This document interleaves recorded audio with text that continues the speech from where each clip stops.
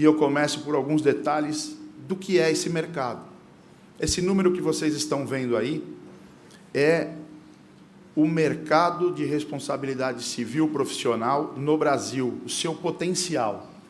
Vejam hoje o tamanho das cifras envolvidas e que não foram sequer atingidas talvez em 20% dos negócios. Ontem, com um público distinto, e eu acho que aqui será diferente, tenho certeza. Eu fiz a seguinte pergunta em Porto Alegre. Havia acho que 120 pessoas na sala e eu questionei, quem aqui tem seguro de responsabilidade civil? Alguém arrisca um palpite em 120 pessoas? 6. É o retrato do número que uma seguradora nos forneceu de potencial de mercado. Se eu questionar aqui, provavelmente o número é muito maior. Podem levantar a mão quem tem seguro de responsabilidade civil? Ainda é pequeno. E a grande maioria o tem, provavelmente porque é exigência, porque muitos que levantaram a mão, é exigência dos nossos contratantes. Porque senão não teria. Veja o tamanho do mercado que há para se explorar. E ontem, numa das conversas em Coche, Gabriel, falávamos disso. Por que não se faz propaganda disso?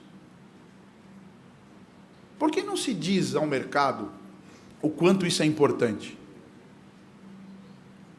Um prazo, uma demanda grande e pode ser a sua falência.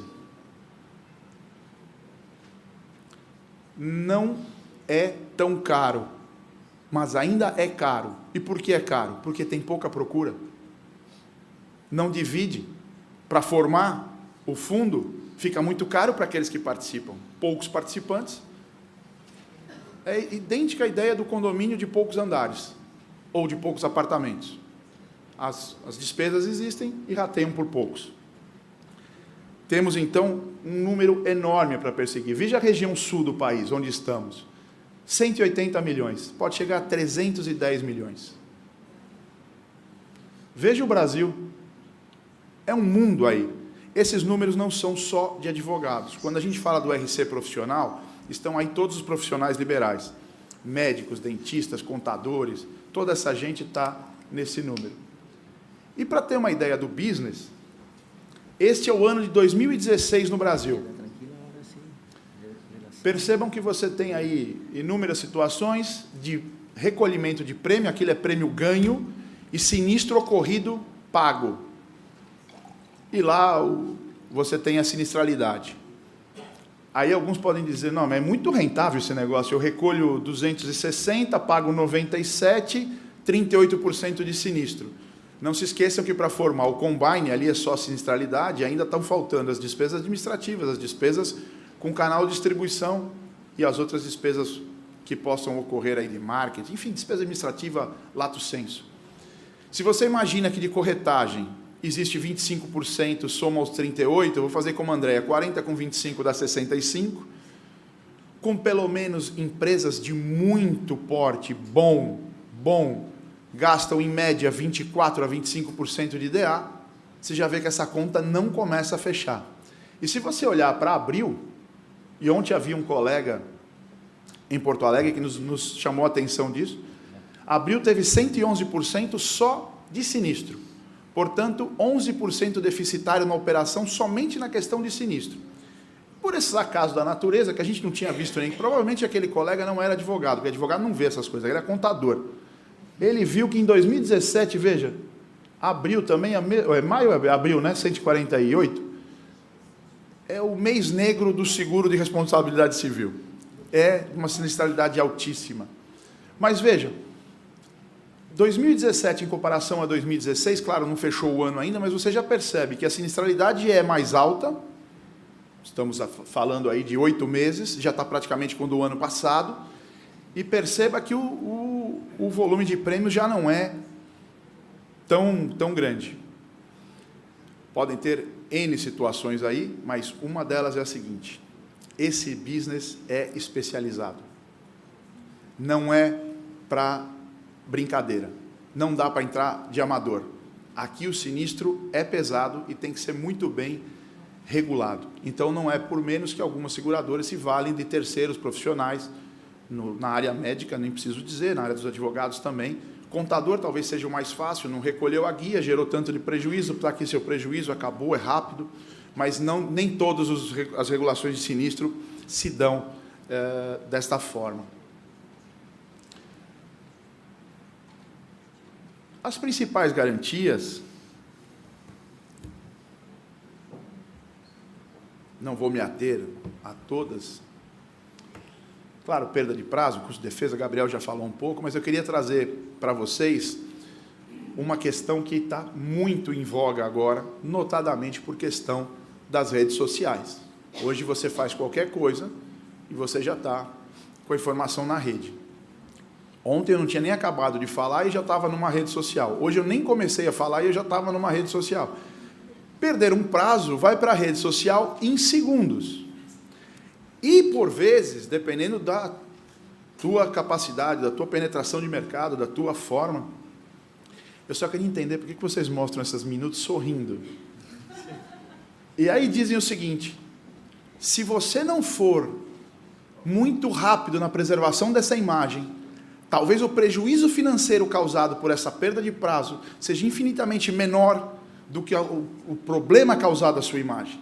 Por isso, as seguradoras hoje ofertam esta garantia e ainda contratam profissionais especializados no tema para recompor ou remediar a questão da sua imagem perante o seu mercado. Os mais ocorridos aqui no Brasil, perda de prazo e perda de chance. Perda de prazo, não vou perder tempo, e perda de chance, temos aí, como falei há pouco, do contador, o pobre do contador não recolhe a guia, sinistrou. Nós ainda temos uma chancezinha como advogados, que é a questão da perda de uma chance, ou seja, perdi o prazo, mas, efetivamente, aquela perda gerou prejuízo? Isso precisa ser analisado, e os tribunais têm feito este trabalho. Em São Paulo, o STJ tem a mesma condição, no sentido de dizer o seguinte: a perda de prazo, em tese, responsabilidade do advogado. Mas se não causou prejuízo, não há necessidade de indenizar. Ou seja, há ainda um fator sorte, que se você perdeu aquele prazo de recurso, por exemplo, num tribunal local, onde a matéria não é que volta, não há chance de reversão, essa condição de indenização está fora. Não há necessidade de fazer a indenização securitária. Antes de entrar nas questões processuais, eu gostaria só de fazer alguns ping-pongs que a gente combinou com o Gabriel, para dizer o seguinte: primeiro, nós, na nossa atividade profissional lá do escritório, temos a ouvidoria, no qual sou ouvidor de 2 companhias de seguro.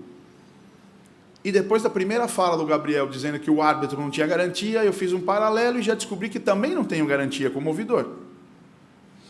E não há um seguro de responsabilidade civil para ouvidor. Não sei se há necessidade de criar, mas discutindo chegamos à conclusão que um D&O resolve. Mas, até eu conhecer Gabriel, eu estava seguro de que seguro estava. E não estou. Como ouvidor, não. Porque é exatamente o caso do árbitro. Podemos discutir que eu emito a nota como nome do escritório, blá, blá, blá, blá, blá, blá, mas não é a atividade fim daquela que estava sendo segurada. Muito bem. A questão da culpa grave no Brasil, e é importante conhecer as outras legislações para a gente chegar a algumas conclusões. Em Colômbia, ou na Argentina, por exemplo, é vedado a questão da exclusão da culpa grave. O Brasil, sabemos nós, as questões de gradação de culpa não existem legalmente, elas existem doutrinariamente. Legalmente na questão civil, não estou dizendo a questão penal.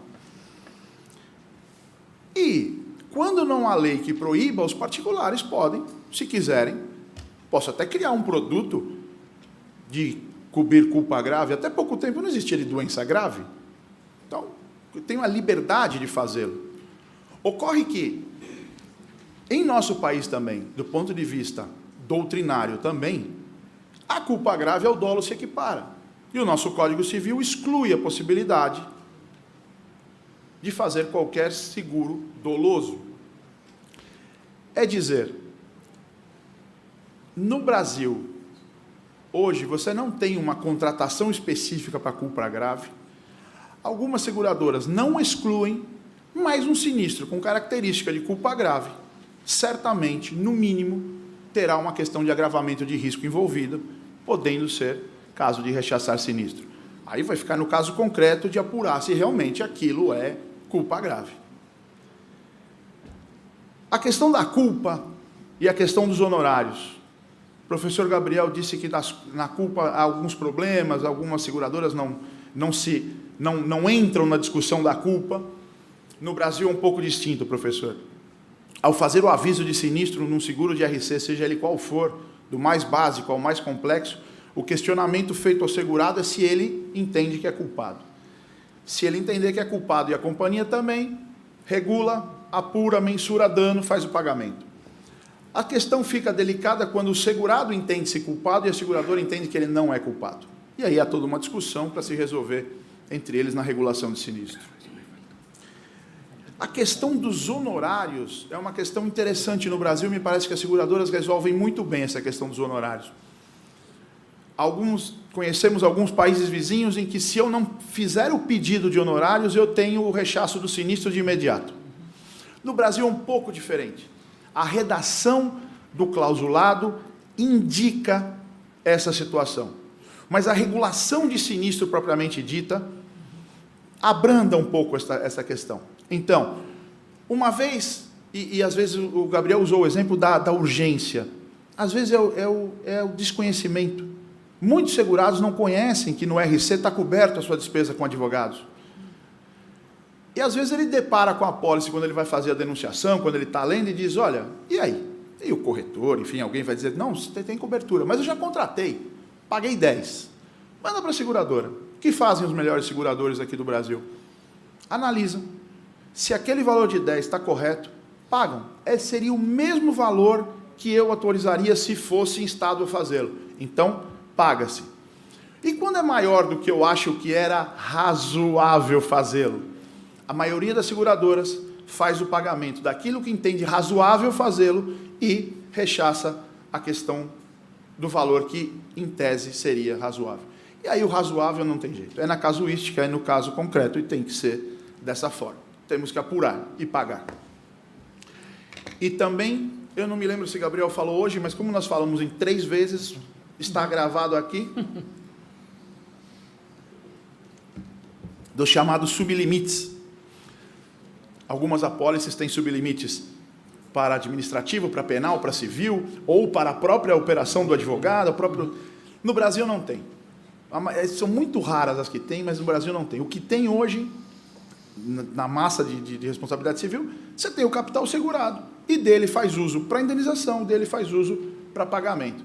Algumas já dizem que vão separar, cobrar prêmio separado disso, fazer separado, que é também uma medida importante, até para não misturar muito o risco. Quanto mais aberto, melhor para você poder trabalhar. Para finalizar, que já me veio o sorriso de 1 minuto, multa. A multa é um dogma no Brasil. A multa, se você perguntar para a maioria dos que estão aqui, e que tem os cabelos da cor do meu, claro, onde me restaram, vai dizer, não, multa não garante. Multa não garante, eu não vou garantir multa, multa tem caráter sancionatório, não vou garantir multa, não vou garantir multa. Ok, se formos aos idos do início da responsabilidade civil, muita gente disse que a responsabilidade civil sequer podia ser assegurada, porque seria uma carta em branco ao segurado para cometer ilícitos. Sabemos hoje, vimos o tamanho do número do mercado, só de uma parcela, quanto isso é valoroso, quanto isso é necessário para o desenvolvimento da atividade, seja ela qual for. E eu acho, o meu amigo Gabriel disse de cyber, eu vou buscar no ambiental. A multa no ambiental hoje talvez seja maior do que o prejuízo. E se eu não puder assegurá-la, eu tenho que fazer autosseguro. Ora, se pensarmos muitos de forma simplista, eu busco o seguro daquilo que eu quero me proteger pelo medo que eu tenho. O medo de atingir meu patrimônio. Se eu não tenho o caminho para cobrir a multa, ou eu não vou mais trabalhar nesse ramo, ou eu vou deixar de exercer essa atividade, ou eu vou deixar de fazer o desenvolvimento que eu tenho que fazer. Portanto, está aí um desafio para os underwriters, para nós advogados, para mudarmos a cabeça de que isso não existe, mas eu acho que a questão posta faticamente sempre leva à melhoria do produto. É tal qual a lei. A sociedade evolui, a lei não acompanha, tem que acompanhar. Então, hoje, no Brasil, dificilmente você tem qualquer cobertura de multa neste sentido. Rapidamente, para fechar, eu peço só um minuto, só para dizer o seguinte. Responsabilidade civil envolve ação de vítimas ou herdeiros das vítimas em face do causador do dano que denuncia a lide o segurador. Até a reforma do ano passado do Código de Processo Civil, sabiam vocês que o autor não tinha o chamado cumprimento de sentença direto do denunciado. Não havia entre eles coisa julgada material. O legislador, atento a isso, fez constar na lei atual o artigo 128, parágrafo único, para dizer o seguinte: se a ação primária, lide primária, for procedente, pode o autor, dentro dos limites do contrato e das garantias, exercer o seu direito de cumprir a decisão diretamente em face do denunciado. É o que chamava o ministro Astro Gumon Garneiro, à época, de execução direta.